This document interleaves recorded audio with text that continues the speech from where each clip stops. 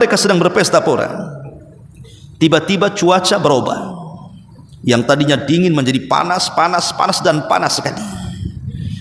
Rupanya melihat ke langit, langit sudah berubah menghitam. Tiba-tiba kemudian mereka melihat larva di mana-mana, lahar di mana-mana. Rupanya Allah Subhanahu wa taala sedang mempersiapkan bola-bola api yang menghantam penduduk Ras. Ketika bola-bola api itu kemudian dihujankan kepada mereka, dan ini pendapat Ali bin Abi Thalib radhiyallahu anhu, bahwa mereka diazab dengan bola-bola api sampai akhirnya Allah binasakan semuanya. Ada juga yang berpendapat Allah gempakan bumi, kemudian Allah masukkan dan benamkan mereka semua ashabul ras ke dalam bumi. Intinya Allah binasakan semuanya.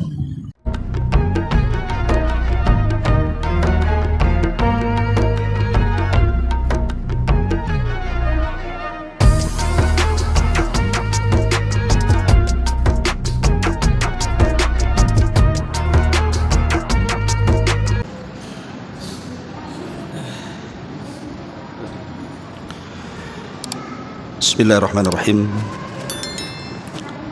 Assalamualaikum warahmatullahi wabarakatuh. Alhamdulillah wassalatu wassalamu ala Rasulillah wa ala alihi wa sahbihi wa mawalah wa la hawla wa la quwwata illa billahi wa ba'du.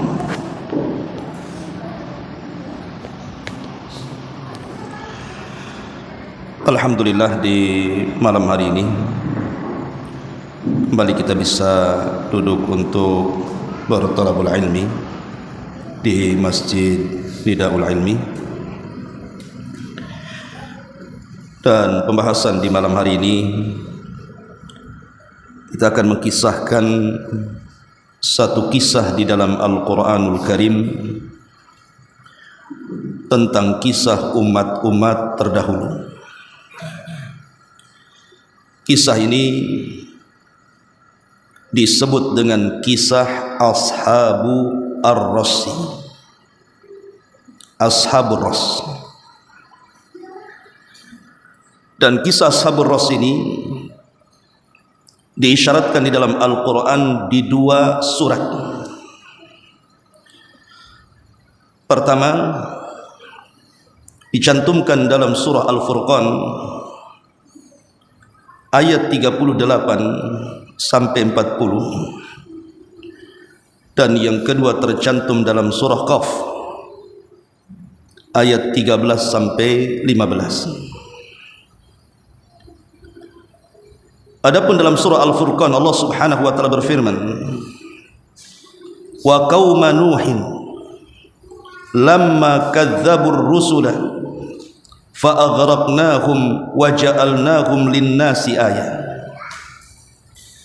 wa a'tadna lidh-dhalimina adzaban aliman wa 'adan wa thamudan wa ashabar rassi wa qurunan baina dzalika katsiran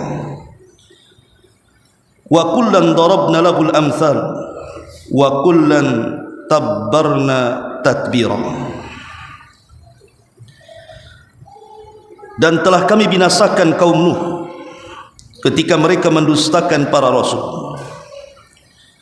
Kami tenggelamkan mereka dan kami jadikan cerita mereka menjadi pelajaran bagi manusia setelahnya.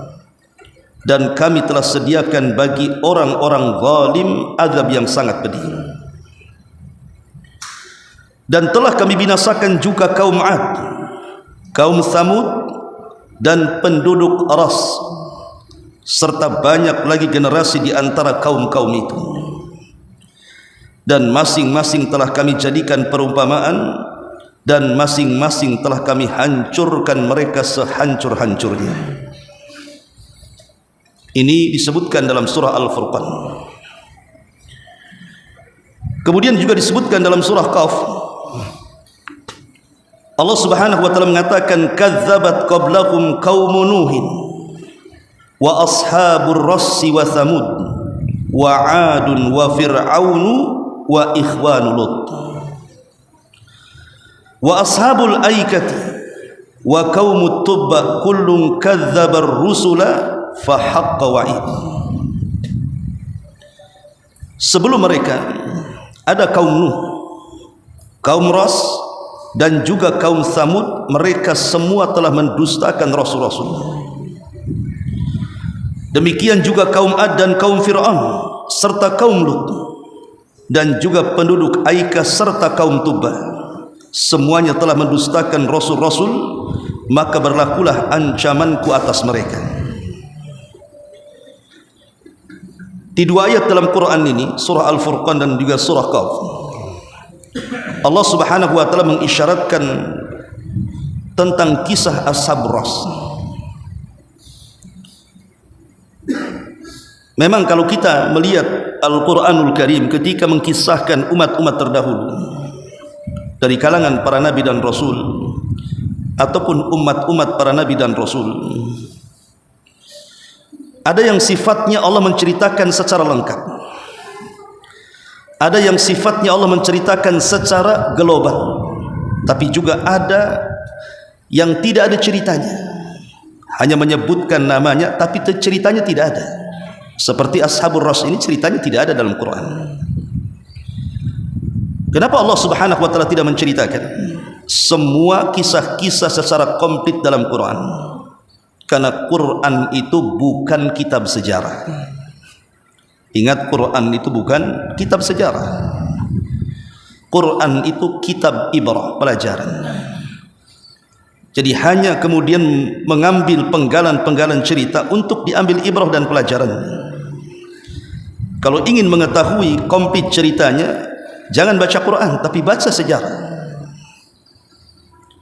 Ma'asyiral muslimin yang dimuliakan Allah Subhanahu wa taala, siapa Ashabur Ras ini? Di mana letaknya? Lalu apa yang mereka lakukan? Agama apa yang mereka anut? Dan nabi siapa yang diutus kepada mereka? Lalu azab apa yang ditimpakan kepada mereka sehingga Allah Subhanahu wa taala mencantumkan kisahnya secara tersurat di dalam Al-Quran ini. Ma'asyiral muslimin yang dimuliakan Allah Subhanahu wa taala, terjadi silang pendapat di antara para ulama tentang siapa Ashabur Ras di sini.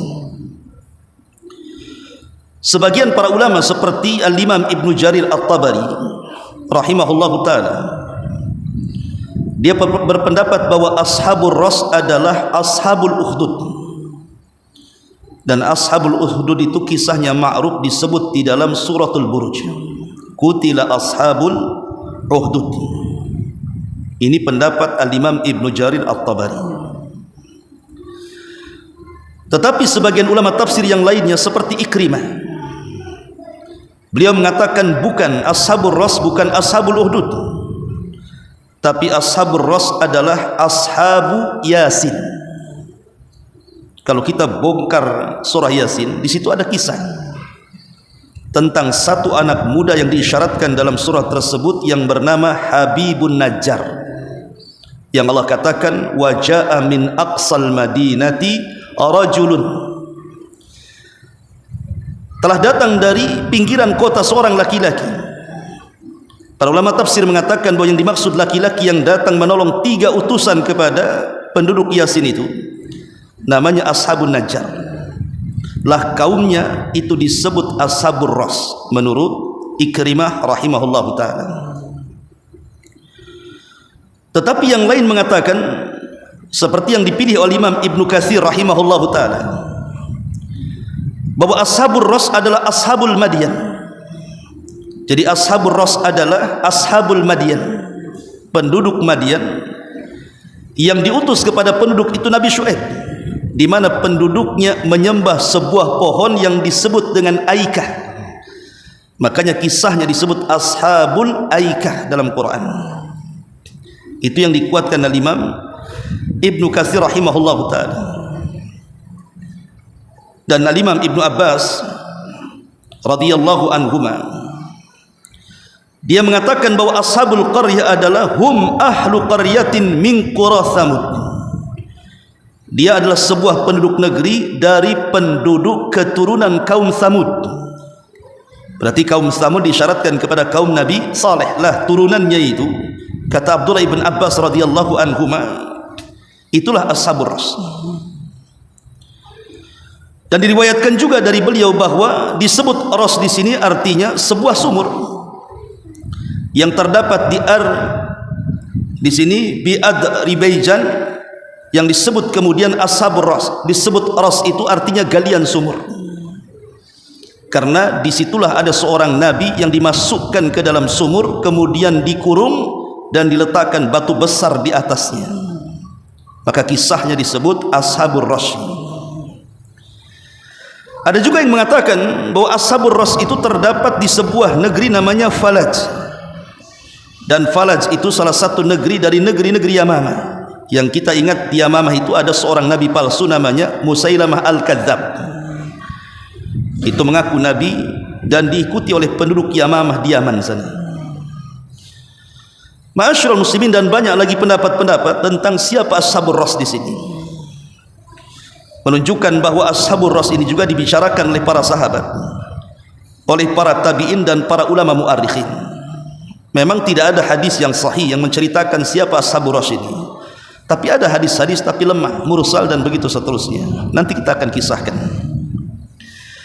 Ma'asyiral muslimin yang dimuliakan Allah Azza wa Jalla. Baik, lalu bagaimana kisah ashabur Ras di sini?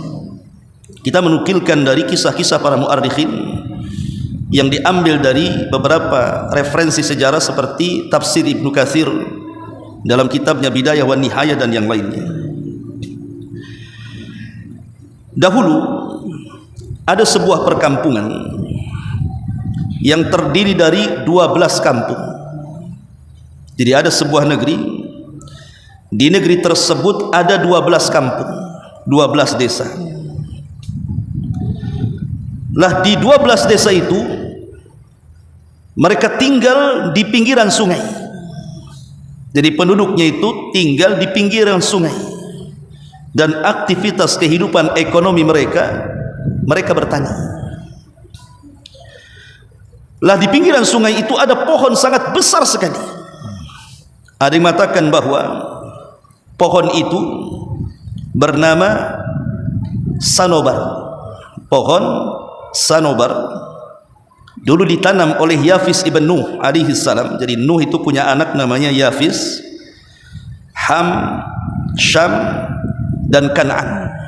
Tapi Kan'an kufur, yang beriman hanya 3 saja, Syam, Ham dan juga Yafis.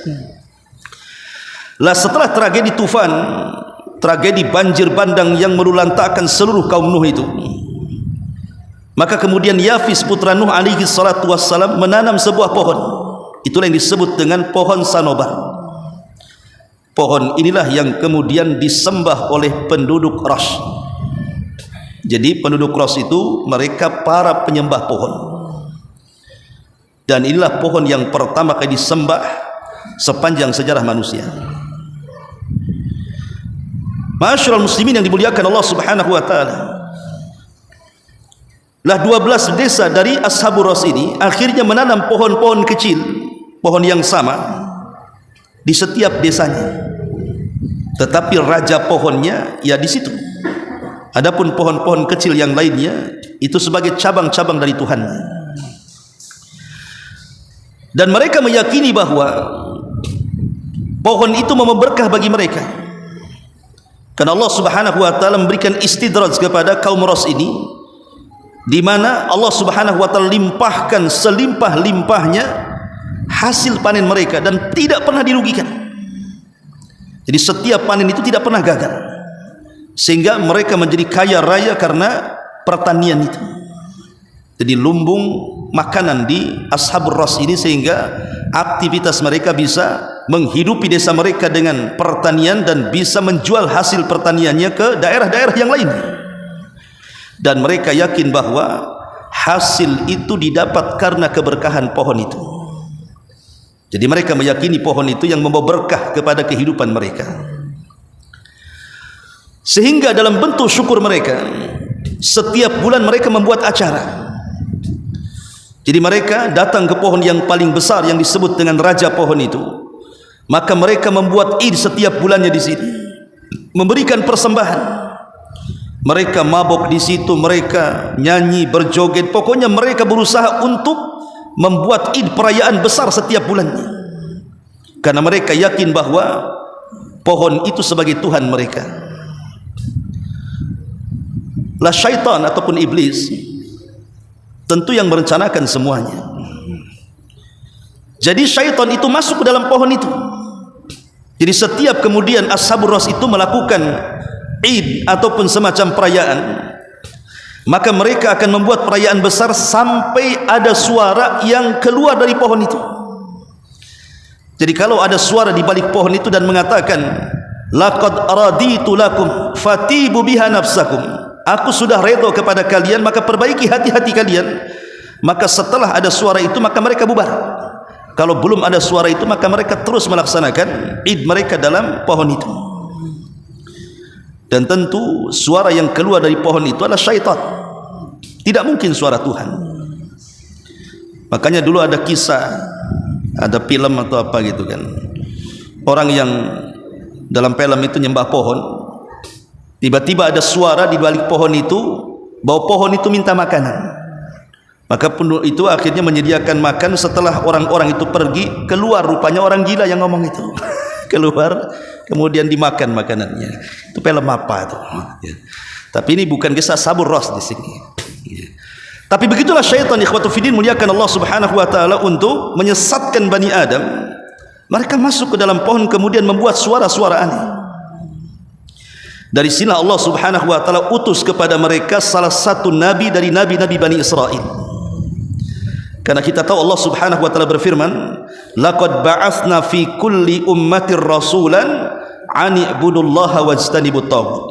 Dan kami utus pada tiap-tiap umat ini seorang rasul, utusan, di mana rasul ataupun utusan atau nabi ini mendakwahkan dakwah yang hak dan menyerukan kepada kaumnya, sembahlah Allah dan jauhi sesembahan selain daripada Allah alias taghut.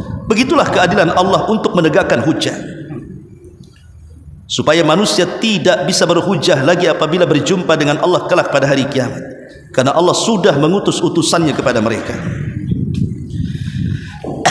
Ma'asyiral muslimin yang dimuliakan Allah Subhanahu wa taala, memang tidak dijelaskan siapa nabi ini. Nabi ini majhul, walaupun ada beberapa riwayat yang mengatakan bahwa nabi ini namanya Handalah ibn Sufyan, tapi hadisnya mursal, lemah.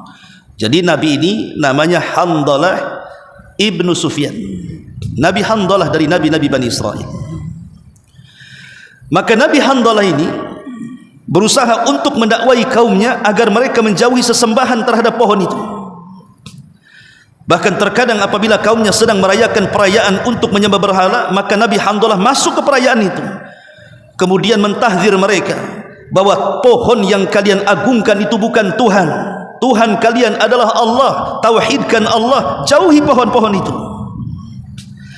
Tapi sebagaimana sunnatul dakwah yang dilakukan para nabi, mesti ditentang oleh kaumnya, sehingga tidak ada satupun penduduk Ras ini yang beriman kepada Nabi Handalah ini. Justru mereka mendustakan dan kufur, dan mereka mengancam untuk membunuh Nabi Handalah ini.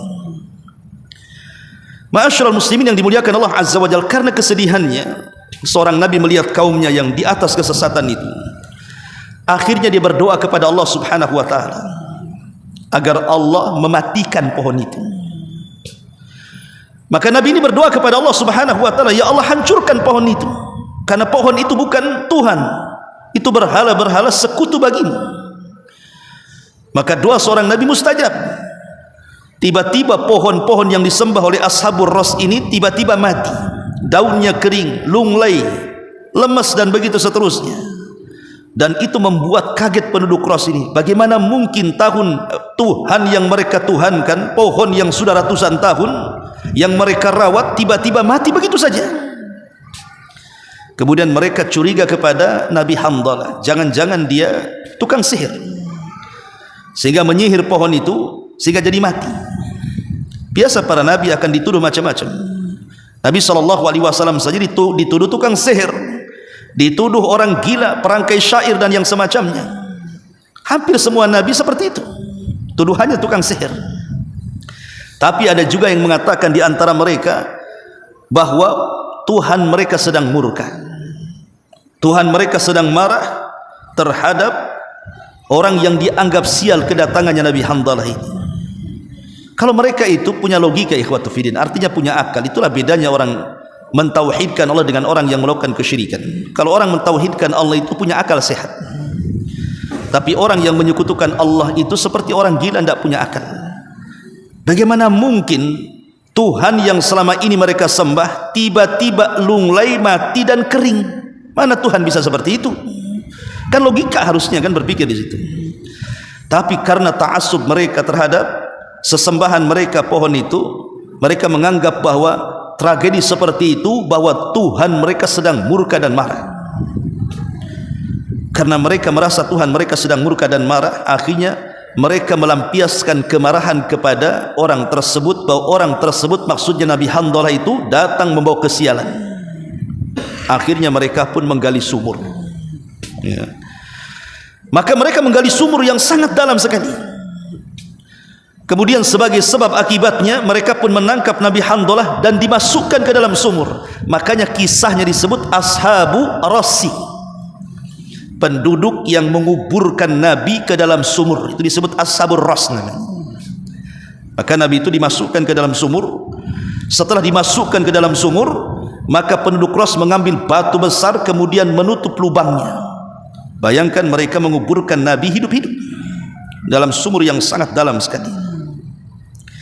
Ma'asyiral muslimin yang dimuliakan Allah Subhanahu wa taala. Akhirnya kemudian setelah mereka merasa puas bahwa mereka sudah menyingkirkan orang yang membawa sial ini, kita tahu bahwa Nabi Handalah ini sudah berusaha mendakwahkan kaumnya, tetapi Allah takdirkan tidak ada yang beriman kecuali satu orang. Subhanallah. Shadaqa Rasulullah sallallahu alaihi wasallam ketika diperlihatkan umat manusia sejak zaman Adam sampai umat dia, ada nabi yang tidak memiliki pengikut, ada nabi yang hanya satu pengikut, ada nabi yang hanya 3 pengikut, tapi ada juga nabi yang banyak pengikut seperti Musa dan dirinya. Lah salah satunya Nabi Handalah ini tidak punya pengikut kecuali satu orang saja, namanya Abdul Aswad. Bukan Ustaz Aswad ya, Abdul Aswad namanya. Itu pengikutnya Nabi Handalah, ya. Subhanallah. Lah Abdul Aswad ini, dia mendengar bahwa nabinya dimasukkan ke dalam sumur hidup-hidup kemudian ditutup oleh batu besar. Dia kasihan dan dia ingin berusaha mengeluarkannya, tapi dia orang lemah. Dia bukan pejabat di kampung itu, dia bukan orang kaya di kampung itu, dia bukan orang yang berpengaruh sehingga tidak bisa apa-apa, tapi dia ingin menolongnya. Akhirnya dengan kemiskinannya dia berpikir bagaimana cara memberi makan, sebab kalau seandainya nabi tersebut tetap dikurung dalam sumur itu, tidak makan tidak minum, bisa mati itu. Maka Abdul Aswad ini masuk ke dalam hutan dan mengambil kayu bakar, kemudian dijual. Setelah mendapatkan hasilnya kemudian diberikan makanan dan minuman, dan di tengah malam ketika tidak dilihat orang, maka dia berusaha menggeser batu itu kemudian memasukkan makanan minuman dengan cara mengulur dengan tali. Dan itu ia lakukan hampir setiap hari untuk supaya nabi itu jangan mati. Ma'asyiral muslimin yang dimuliakan Allah Subhanahu wa taala, sampai satu hari karena kelelahannya Abdul Aswad ini mencari kayu bakar untuk menghidupi dirinya dan nabi yang dikurung dalam sumur itu, akhirnya dia ketiduran. Subhanallah, persis seperti kisah Uzair dalam Quran atau kisah Ashabul Kahfi dalam surah Al-Kahfi. Jadi Abdul Aswad ini saat tidur miring ke arah kanan, tiba-tiba Allah Subhanahu wa taala tidurkan selama 7 tahun. Kemudian setelah 7 tahun lamanya dia tidur, dia berguling ke arah kiri, ditidurkan lagi selama 7 tahun lagi. Berarti dia tidur selama 14 tahun. Kalau Nabi Uzair itu berapa tahun? 1 abad, 100 tahun. Kalau Ashabul Kahfi berapa? 300 tahun lebih, 3 abad lebih. Tapi kalau Abdul Aswad murid daripada Nabi Handalah ini ditidurkan selama 14 tahun. Jadi miring ke kanan 7 tahun, miring ke kiri 7 tahun. Setelah dia terbangun dia kaget. Ya. Kenapa kaget? Karena dia belum merasa bahwa dia hanya tidur sehari atau setengah hari saja. Dia teringat Nabi yang akan diberi makan pada sudah 14 tahun itu. Maka dia bergegas lari ke hutan, kemudian mencari kayu bakar, kemudian menjual, kemudian memberi makan minum, kemudian mencari sumur yang dibuat untuk mengubur nabinya hidup-hidup. Ya namanya sudah 14 tahun ikhwan. Sumurnya pun tak berantah di mana. Ya. Tidak tahu sumurnya di mana. Tetapi ada kisah yang lain mengatakan bahwa jadi selama Abdul Aswad ini ditidurkan 14 tahun lamanya, Ashabur Ras ini merasa kasihan dengan Nabi tersebut. Kemudian menolongnya, diangkat lagi ke atas. Akhirnya kemudian mereka pun beriman kepada Nabi tersebut dan mengubur kembali sumur itu. Ada satu riwayat seperti itu, tapi riwayat yang lain tidak. Justru Nabi itu dalam sumur itu tidak pernah keluar sampai meninggal. Sampai pada waktunya ketika kemudian penduduk Ras ini sudah merasa puas sekali karena sudah menghukum Nabi Handalah yang menurut anggapan mereka membawa sial, karena orang-orang dulu seperti itu. Seperti kalau kita mengkisahkan kisah Ashabu Yasin atau Habibun Najjar, kan diutus kepada mereka berapa? 3 utusan kan. Ya ada yang mengatakan 3 utusan ini Hawariyun, murid-muridnya Isa bin Maryam. Tapi ada yang mengatakan mereka para nabi, namanya Sadiq, Saduk dan Salum. Di mana penduduk negeri tersebut mengatakan kepada 3 utusan ini, inna tatayyarna bikum, sesungguhnya kami menganggap sial kedatangan kalian. Lah sebagaimana juga di sini menganggap bahwa Nabi Handalah ini dianggap sial, akhirnya dihukum dengan cara dipenjara dalam sumur itu. Jadi mereka sangat bahagia sekali. Akhirnya mereka ingin membuat perayaan yang sangat spektakuler, yang sangat besar dan megah, dengan harapan Tuhannya bangkit kembali. Karena kan Tuhannya sudah mati. Dengan pesta terakhir yang mereka akan buat dengan harapan pohonnya itu bisa tumbuh kembali, supaya mereka bisa menyembahnya. Maka mereka pun membuat persiapan yang besar. Akhirnya membuat pesta pora yang belum pernah dilakukan sebelumnya dari gabungan 12 kabilah tersebut. Di tengah-tengah mereka sedang berpesta itu, rupanya mereka mendengar tangisan. Ada suara tangisan sangat kencang sekali. Rupanya setelah diselidiki, tangisan itu berasal dari dalam sumur tempat Nabi Handalah dipenjarakan itu. Tapi bukannya ditolong, mereka justru makin senang dan makin bahagia dengan tangisan itu. Mereka sudah merasa puas, seolah-olah mereka mengatakan, rasakan ini gara-gara engkau datang kepada kami dan membawa sial, katanya. Rupanya hakikatnya Nabi yang ada dalam sumur itu sedang berdoa kepada Allah Subhanahu wa ta'ala agar Allah menurunkan azab kepada mereka. Terkadang ada nabi-nabi itu yang mereka ada puncak kesabaran, seperti Nuh alaihi salatu wassalam. Belakangan ketika kemudian sudah ada ancaman pembunuhan, juga meminta kepada Allah agar diturunkan azab kan, dan mengatakan, Rabbi inni maglubun fantasir, ya Allah aku hendak dikalahkan atau dibunuh oleh mereka, tolong aku. Bahkan Nuh meminta kepada Allah Subhanahu wa ta'ala agar jangan menyisakan satu jiwa dari orang kafir yang hidup di dunia. La tadhar alal ardi minal kafirina dayyara, jangan kau sisakan satu jiwa pun ya Rabb hidup di permukaan bumi, karena mereka kaum yang kufur. Dan hampir para nabi meminta kepada Allah agar menghancurkan kaum yang kufur, kecuali Nabi SAW. Makanya Rasul mengatakan semua nabi itu punya doa yang sangat mustajab, doa pamungkas, dan semua sudah dikeluarkan di dunia kecuali aku, kata Rasul, karena aku simpan doaku untuk umatku kelak untuk syafaat bagi seluruh manusia yang disebut dengan syafaatul uzma. Ma'asyiral muslimin yang dimuliakan Allah Azza wa Jalla, ketika mereka sedang berpesta pora, tiba-tiba cuaca berubah. Yang tadinya dingin menjadi panas dan panas sekali. Rupanya melihat ke langit, langit sudah berubah menghitam. Tiba-tiba kemudian mereka melihat larva di mana-mana, lahar di mana-mana. Rupanya Allah Subhanahu wa ta'ala sedang mempersiapkan bola-bola api yang menghantam penduduk Ras. Ketika bola-bola api itu kemudian dihujankan kepada mereka, dan ini pendapat Ali bin Abi Thalib radhiyallahu anhu, bahwa mereka diazab dengan bola-bola api sampai akhirnya Allah binasakan semuanya. Ada juga yang berpendapat Allah gempakan bumi, kemudian Allah masukkan dan benamkan mereka semua Ashabur Ras ke dalam bumi. Intinya Allah binasakan semuanya. Ma'asyiral muslimin yang dimuliakan Allah Azza wa Jalla, tentu itulah sebagai akibat karena mereka sudah menyekutukan Allah Subhanahu wa taala dan sudah menzalimi nabinya. Wala tahsabanna Allah ghafilan amma ya'malu zalimun. Jangan kau sangka Allah itu lalai terhadap apa yang mereka lakukan dari kezaliman, apalagi yang dizaliminya nabi. Ya tentu Allah katakan dalam hadis kursi, man adali waliyan faqad azantuhu bil harbi. Siapa yang menyakiti wali-waliku apalagi nabi-nabiku, maka dia telah mengumandangkan perang melawan aku. Mereka sudah menabuh perang melawan Allah Subhanahu wa taala dan tidak ada yang sanggup melawan Allah Azza wa Jalla. Itulah kisah Ashabur Rass yang dinukilkan, yang saya ringkas ya, dari beberapa referensi dan dari pendapat para sahabat, para tabi'in dan ahli sejarah ya. Wallahu alam, tidak banyak memang kisahnya tentang Ashabur Rass ini, tapi di sini ada pelajaran besar bahayanya kesyirikan kepada Allah Azza wa Jalla dan bahayanya kufur nikmat. Karena Ashabur Rass ini ikhwan diberikan oleh Allah Subhanahu wa taala limpahan nikmat yang begitu besar, dengan pertanian yang begitu subur.